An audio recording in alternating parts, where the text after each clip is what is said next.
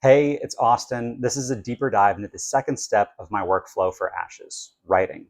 This is my favorite part of the process. It's where I figured out the ins and outs of Rudy's journey, how to tell a compelling story in the vertical format, and how to keep people emotionally invested in the series.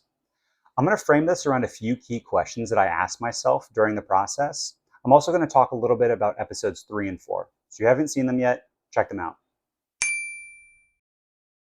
Even though Ashes is a vertical series, I wrote it using standard screenplay format. One reason is that I'm already deeply familiar with this format, so it's what I felt most comfortable doing. Another reason is that one page of a screenplay equals roughly 1 minute of screen time.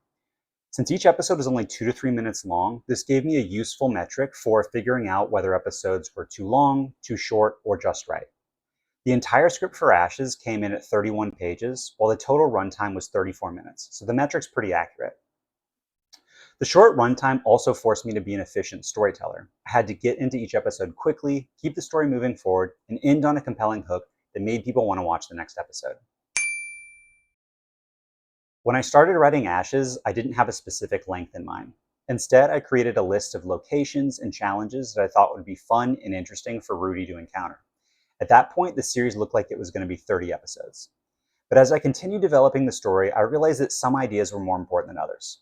Some episodes advanced Rudy's story and felt critical to the narrative. Others felt visually interesting, but ultimately unnecessary. So I started cutting.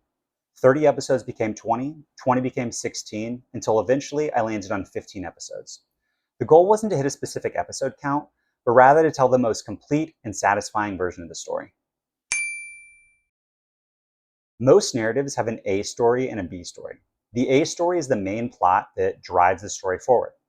The B story is a secondary through line that adds emotional depth, develops character, and gives the audience something more personal to connect with. In Ashes, the A story is Rudy carrying his creator's ashes across a post-apocalyptic wasteland. It gave the story a clear objective and kept things moving forward.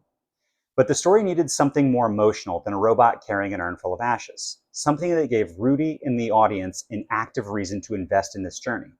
That's where the caterpillar from episode 3 came from. The caterpillar, and later the chrysalis in episode 4, gave Rudy something living and vulnerable to interact with throughout his journey.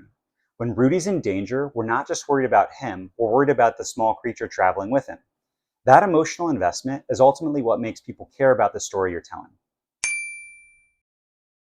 One of the most important decisions I made was writing all 15 episodes before generating a single image.